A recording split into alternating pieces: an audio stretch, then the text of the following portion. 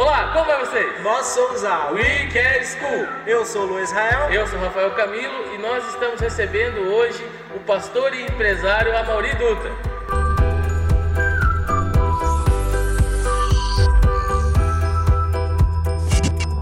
Então, gente, recebendo o pastor Amaury hoje, ele um grande executivo também da área privada, e nós pensamos em trazê-lo como convidado hoje para poder explorar um pouco dessa grande experiência que ele tem no ramo de gestão de pessoas, no ramo executivo e também na parte eclesiástica, né, no qual ele é pastor. Mas não quero só falar, eu quero aproveitar a presença da Amaury. Amaury, se puder compartilhar com a gente um pouco da sua história aí, conte para nós um pouco de quem é Amaury Dutra. Muito bem, vamos lá então. Bom, eu sou aqui da região, né? Sou aqui do Capão da Embuia, sou o mais velho de 3 irmãos, né? Me criei aqui na rua Benedito Conceição, aqui próximo, e a minha história é uma história que mostra muito o mover de Deus, né? Que Deus me pegou pela mão desde essa minha infância até hoje. Então eu perdi meu pai quando eu tinha 6 anos, aos 11 anos eu já trabalhava e segui uma carreira inicialmente bastante básica, como office boy, como entregador de mercadorias. Depois eu fui crescendo, fui representante farmacêutico, fui gerente de vendas e aí fui crescendo, né? Fui diretor de treinamento da América Latina em 2 grandes empresas aí, a Johnson & Johnson e a Pfizer, o laboratório Pfizer. E hoje eu tenho uma empresa de consultoria onde o principal objetivo é poder compartilhar toda essa bagagem que eu acabei criando, né? Faço trabalhos aqui no Brasil e fora, já conheço 32 países. E, enfim, trabalho assim voltado para desenvolvimento de pessoas. Muito bacana, né? Inclusive o senhor conhece meu pai, né? Teu pai, muito. Teu pai, teu tio, toda a família ali do bairro. Esse bairro veio para dar pessoas grandes. Com certeza. Você que deve estar assistindo no primeiro episódio do Fora de Série, você viu o sogro do Luan. Agora você está vendo um amigo do pai do Luan também, de tempo. Está tudo bem em casa aqui. Você vê como o Luan teve um berço bom aí, pessoal. Influências boas, né? Influências boas. E é bacana que a gente consegue ver que, obviamente, o senhor falou em relato dessa perseverança que o senhor teve, obviamente é um ponto que nós temos que ter. Mas eu acho que o ponto principal é ter Deus, né? Com certeza. Eu tenho a convicção de que, do que está escrito em Jeremias, né? Jeremias 1:5, né? Antes que eu fosse formado, né? No ventre materno eu te conheci, né? Deus dizendo, né? E também Gálatas, né? 1:15, que diz: quando porém ao que me separou antes de eu nascer e me chamou pela sua graça. Eu me situo aí, né? Eu sei que Deus toma conta de mim, né? Desde a minha mais tenra idade até hoje, eu creio que é assim, né? Porque na realidade como profissional, como pessoa, eu era improvável, né? Então, sem pai aos 6 anos, filho de mãe analfabeta, o mais velho de 3 irmãos, né? Então, eu era uma pessoa secularmente improvável, mas Deus já tinha todos os planos para mim, né? Em relação à questão da palavra de Deus, né? Que ponto que o senhor pode demonstrar para nós, na palavra de Deus, o aspecto de liderança? Que hoje a gente pode observar que nos jovens há um conflito em relação a esse tema. Exato. Não saber como se liderar e obviamente não vai refletir isso, não vai saber como seguir um líder. Veja bem, Lu, o modelo de liderança do mundo, né, secular, ele está baseado no modelo egocêntrico, né? Eu sou, eu mando, eu faço, né? Esse é o modelo de liderança que a gente vê nas organizações. Mas o importante Jesus tem um modelo de liderança muito eficiente, eu diria que o mais eficiente, né? Que é o modelo do líder servidor, né? Então, para que você possa ser um líder servidor, você precisa ser um liderado servidor, né? Então, esse aspecto de relacionamento entre o líder e o liderado, quando você olha para esse aspecto de servir e não ser servido, que esse foi o ministério de Jesus, né? É o que nós temos como modelo. Então, na percepção do Senhor, quais são os principais pilares de uma liderança, olhando para a liderança de Jesus e até no modelo que o Senhor implantou durante a sua carreira também?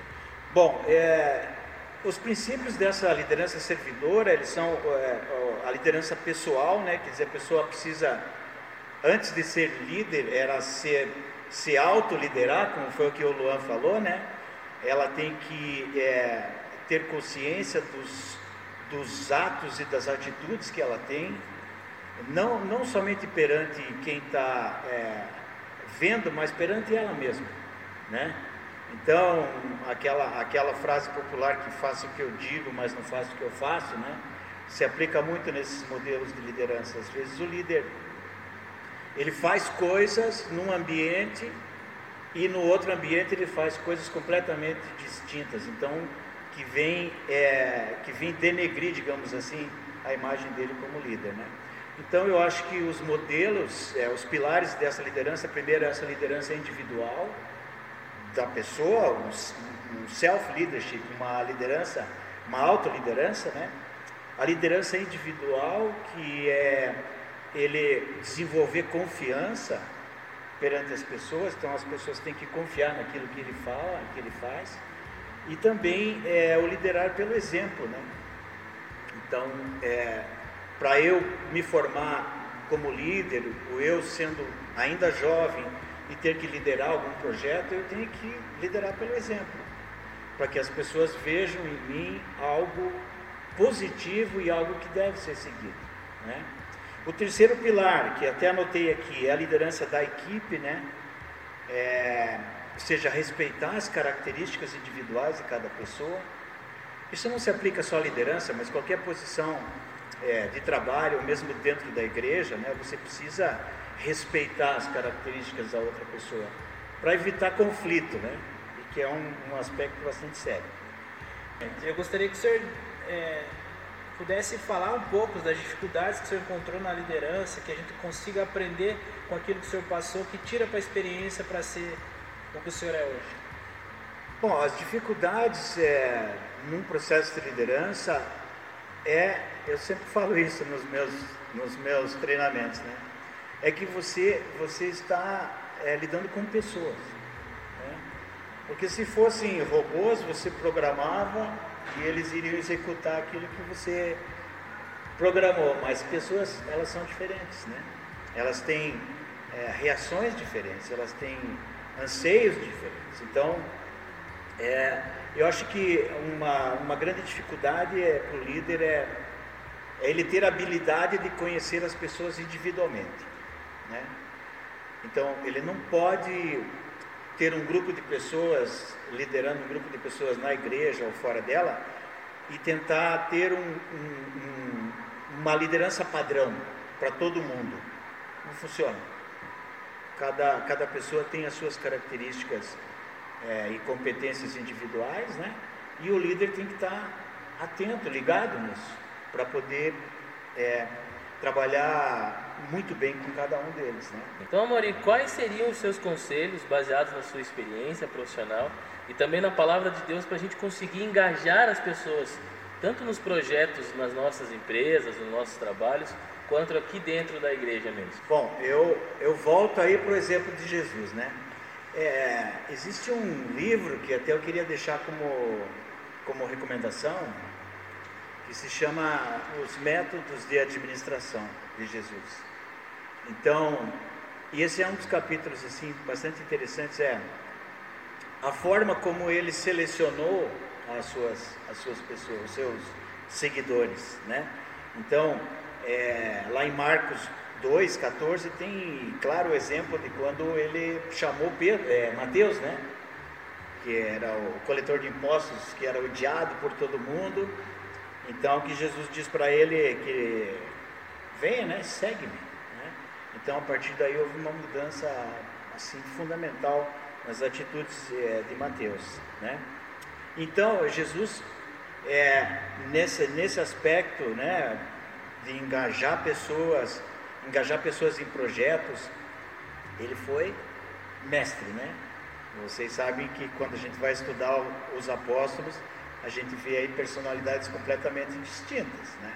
Jesus conseguiu ter um grupo assim uniforme, né? E que criou o que nós vemos até hoje, que é a igreja, né? Essa instituição. Então, quando ele foi escolher Mateus, ele foi contra a sabedoria da religiosa da época, né? Como é que ele vai, o próprio povo, né? Como é que ele vai escolher uma pessoa que cobra impostos, que trabalha para os romanos, né? O que ele quer com esse cara? Mas Jesus já sabia lá na frente o que iria acontecer. Eu acho interessante quando o jovem entende a sua identidade, o seu propósito, ele tem uma entrega muito forte. Com certeza. Entende? Daí quando tem essa entrega, ele começa a encontrar alguns conflitos que são normais no decorrer de uma caminhada, né? Um deles é a falta de sabedoria de gerenciar o seu tempo. Como que o senhor daria uma dica para o jovem que está entrando no mercado, associando a sua vida espiritual, a sua vida ministerial, como que ele gerencia esse tempo, não sobrecarregando aquela questão espiritual, não sobrecarregando a sua área física, né, que é importante, mas tendo um equilíbrio sobre como dividir esse tempo perante essas informações que ele tem? Esse é um ponto bem interessante, viu, Luan? Eu acho que justamente hoje, né, pela quantidade de possibilidades, de informação, né, que está disponível, a gente vê mesmo o jovem assim, saturado de coisas para fazer, né? Então, como é que a gente pode administrar bem o tempo, né? Primeiro, administrar o tempo significa se auto-administrar, né? A pessoa tem que ter essa noção das coisas que ele tem que fazer e o tempo que ele tem para isso, né? Isso é uma coisa. Segundo, fazer as coisas certas para que não haja retrabalho, né? Se eu me planejo antes de fazer alguma coisa, a possibilidade do resultado ser positivo é grande. Agora, se eu vou fazendo de qualquer jeito, certamente eu vou ter problema, né? Controlar a qualidade de vida, que é mais ou menos isso que você falou, né? Eu tenho faculdade, eu tenho família, eu tenho os projetos da igreja. Como é que eu vou dividir meu tempo, né? Sem prejudicar o outro, né? Então, existe uma estratégia em termos de administração de tempo que diz o seguinte: olha, nós precisamos separar 4 coisas para que a gente tenha uma boa administração de tempo. Primeira coisa, saber o que é urgente e importante, né? Então eu faço uma lista de coisas, isso é urgente e é importante também. Esse é o primeiro. Vamos pensar numa matriz de quatro lados, né? Então a primeira seria isso: o que é urgente e é importante. Segunda, o que é urgente, as coisas que são urgentes, mas não são importantes. Então aí eu já tenho um diferencial. Elas são urgentes, mas não faz diferença se eu trabalhar lá hoje ou amanhã. Então elas não são tão importantes. A terceira estratégia é o que é importante, mas não é urgente.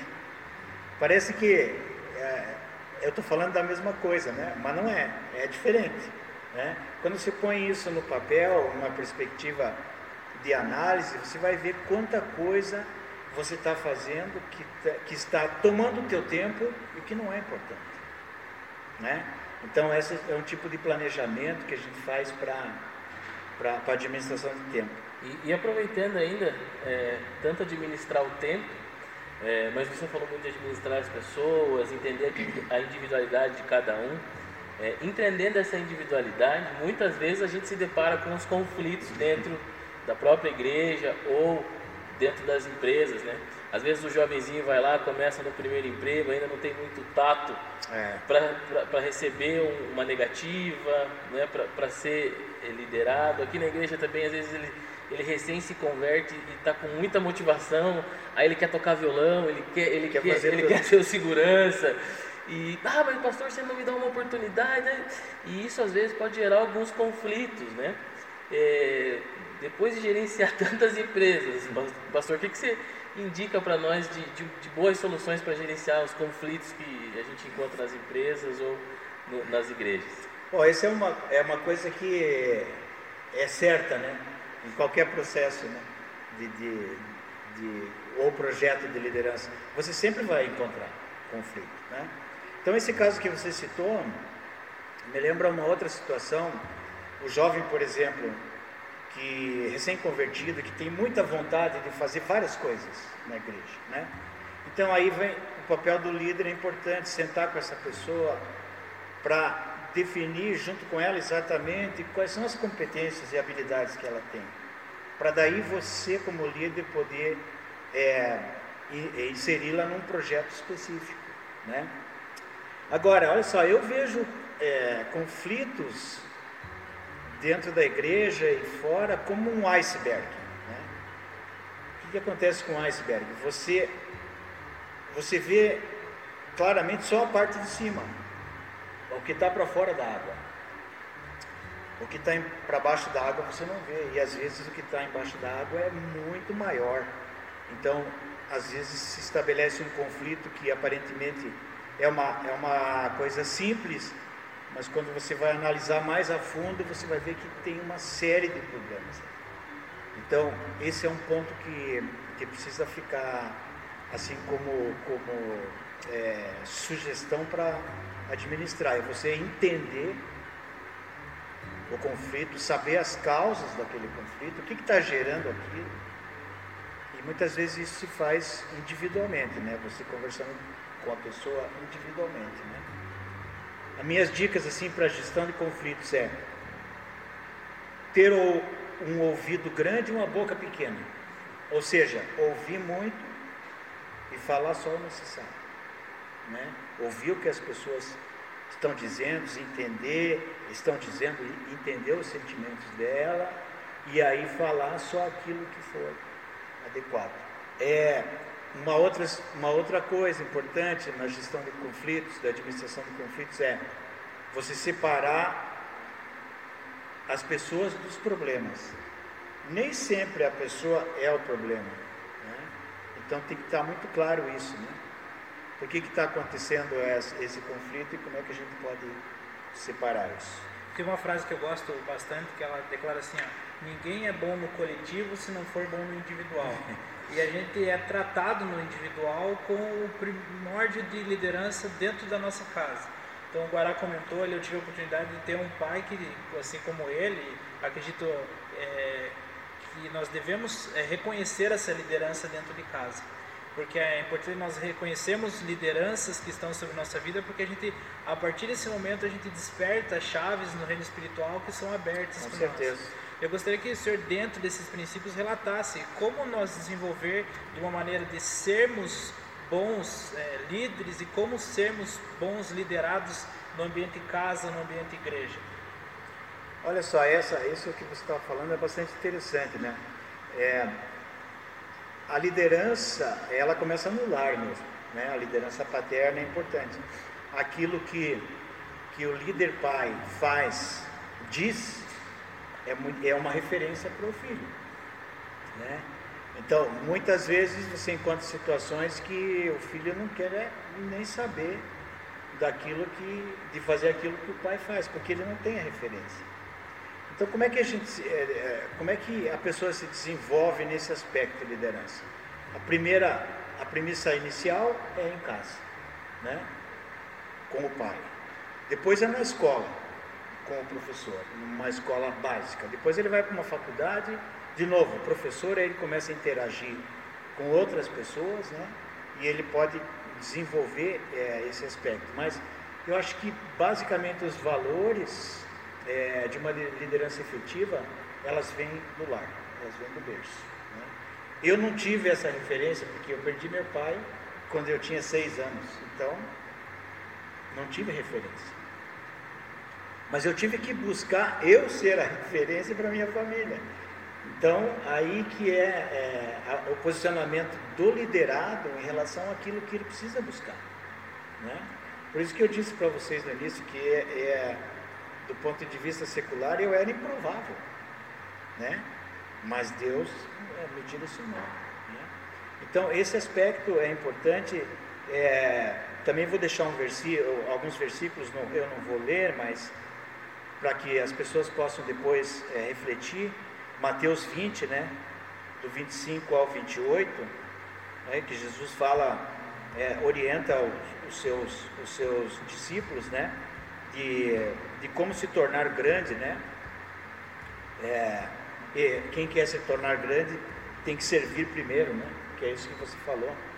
Então nós temos que estar muito atentos, não somente na liderança paterna, mas o jovem ele precisa estar ligado nas lideranças que estão por aí.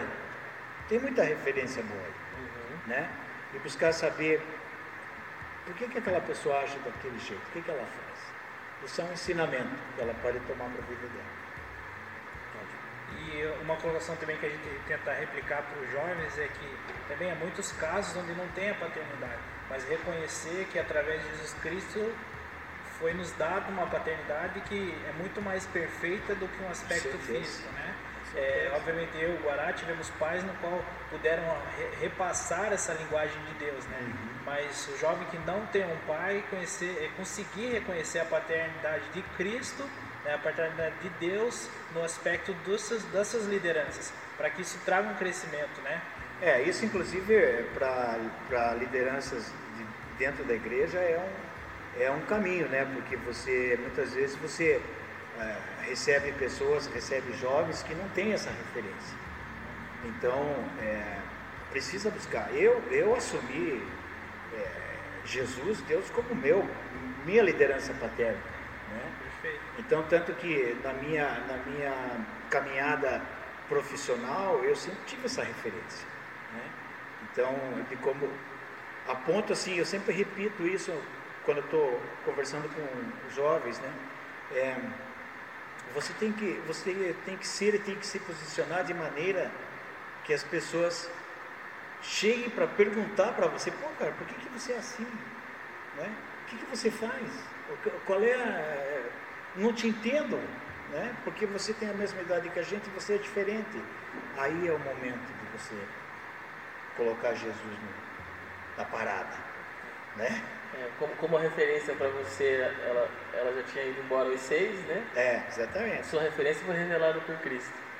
Foi, assim, de forma que você, como ser humano, não se dá conta, né? A ficha não cai, porque você ainda é muito novo, você está se desenvolvendo, mas Deus sabe onde Ele vai te colocar, como é que Ele vai te dirigir, o que você vai fazer, né?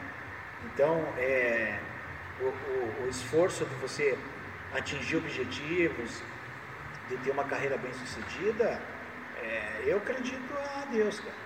E depois a gente estava conversando ali, né, por mensagem, né, combinando. O senhor falou que está com 35 anos de experiência só no ramo farmacêutico, né? Um pouquinho mais. Um pouquinho mais. Eu tenho 33, o Luan tem 30 anos. Então. Depois desses 35 anos, olhando para algo que era improvável, assim, como que você chega agora 35 anos depois, assim, e nesse circuito todo, assim, como que você foi vendo a mão de Deus em várias etapas dessas que você foi evoluindo, assim? Olha, o posicionamento, assim, da pessoa, o meu posicionamento sempre foi esse. Eu não gostava de fazer o que todo mundo fazia, primeiro. Claro, eu tinha minhas amizades normal, né? Sabe, eu jogava bola, a gente tinha até um time de futebol aqui no Capão. Por acaso era com o pai do Luan? Claro, o pai do Luan era o craque do time. Só de amigos ali.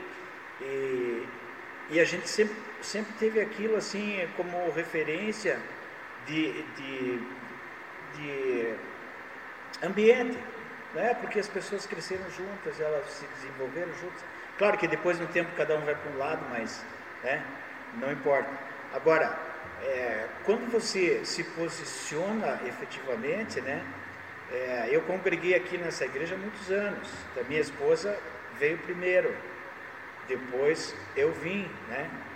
E logo depois a gente foi embora para São Paulo, né? Então eu lembro claramente um dia aqui na igreja, eu fui revelado pelo pastor Agostinho, né? Eu tinha sido promovido, eu estava para mudar para São Paulo. Aí o pastor me chamou e disse: você aí, vem aqui, do jeito dele, né? Você está indo para um ninho de cobras, que era a empresa que eu estava indo para a matriz, né? Mas você não se preocupe, porque Deus vai na frente e Ele vai derrubar todas as pedras de tropeço que você vai encontrar. Conclusão: eu fiz uma carreira até diretor de treinamento da América Latina lá, né? Fiquei 29 anos nessa empresa e cresci, mas obedecendo esses princípios sempre, né? Então o jovem precisa ter um ideal, uma visão, o que ele quer ser e como ele quer ser. Então, baseado nisso, ele precisa ter compromisso, né? Eu até anotei: compromisso com Deus, primeira coisa. Segunda coisa, estudo da palavra, né? Como eu falei, a Bíblia é o manual perfeito para todas as situações. Não se importar em ser diferente, né? Chegarem para você: por que você não vai com a gente ali em tal lugar, né? Só você que não vai. Disse: não é o meu habitat aí, cara. Eu não curto isso, né? A ponto de um dia ele vir perguntar para você por quê. Aí você já tem um argumento para falar de Jesus para ele, né? E uma frase que eu queria deixar, né, de reflexão, sempre para que o jovem faça uma análise sobre isso, sempre, em qualquer situação. Então a pergunta é essa: nessa situação que eu estou vivenciando, que está acontecendo comigo, o que Jesus faria? Então, tomada de decisão, amizade, namoro, projeto, e sempre ter esse direcionamento para que ele seja bem sucedido. Essa é a minha experiência de vida e o que eu sugiro para as pessoas. Até hoje, nos seminários que eu faço por aí, eu sempre, mesmo que não sejam pessoas de igreja, eu sempre coloco essas informações, esses conceitos. Claro, você não pode perder a oportunidade, né? Isso aí, pessoal, estamos encerrando mais uma série, Fora de Série, no qual tivemos o prazer de estar aqui com o pastor Amaury, declarando palavras de vida e palavras que vão edificar a nossa vida. Queria que você pudesse agora estar se inscrevendo no canal, ativando o sininho, compartilhando e curtindo. Esperamos aí que você possa estar recebendo mais de Cristo conosco. É isso aí, não erre. Conheça as Escrituras.